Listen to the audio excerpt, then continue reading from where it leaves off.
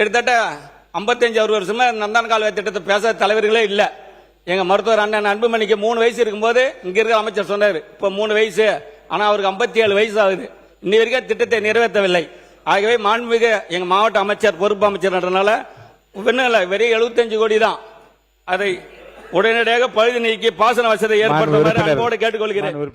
மாண்புமிகு பேரவைத் தலைவரே, எங்களுடைய ஆட்சியில் எங்களுடைய சட்டமன்ற உறுப்பினர் அன்னியூர் சிவா அவருடைய வேண்டுகோளை ஏற்று இங்கே மாண்புமிகு இங்கே முன்னாள் அமைச்சர் அண்ணன் வேலு அவர்களுடைய வேண்டுகோளை ஏற்று கடந்த ஆண்டு அறிவித்து அதுக்கு நிதியும் ஒதுக்கீடு செய்திருக்கிறார்கள். நந்தன் கால்வாய்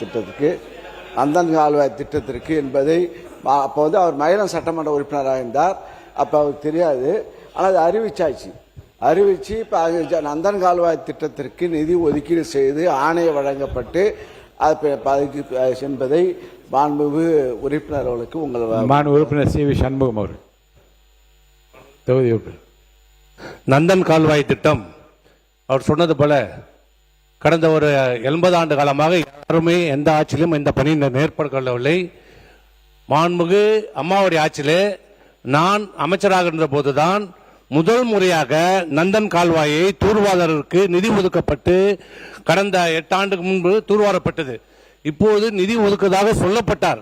எப்படி பல திட்டங்களுக்கு நிதி ஒதுக்கி இருக்கிறீங்களோ இதுவரை எந்த திட்டமும் அங்கே நடைபெறவில்லை என்பதை தெரிவித்துக் கொள்கிறேன்.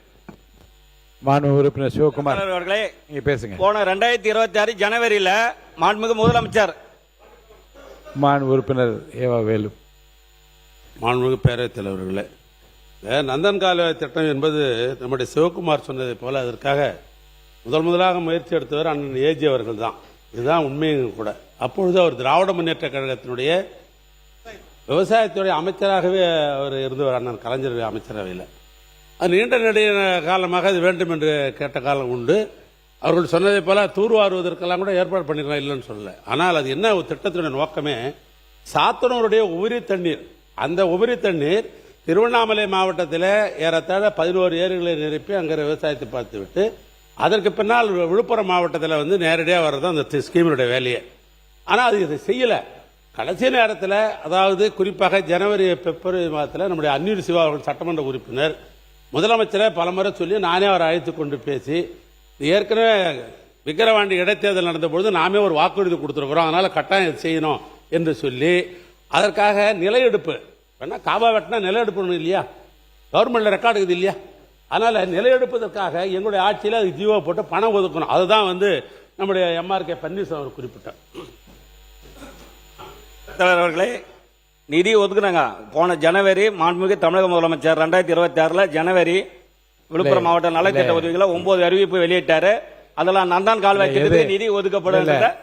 எது எப்படி இருந்தாலும் பெரியவர் கோவிந்தசாமி ஐயா அவருடைய காலத்தில் இருந்து நிதி ஒதுக்கப்பட்டு ஆய்வு செய்து தூர்வாரப்பட்டதா இல்லை என்பதெல்லாம் இப்போ தமிழக வெற்றி கழக ஆட்சியில் தான் அது நிறைவு பெறப் போகிறது என்கிற அறிவிப்பை நாளை நான் நிச்சயமாக எதிர்பார்க்கிறேன்.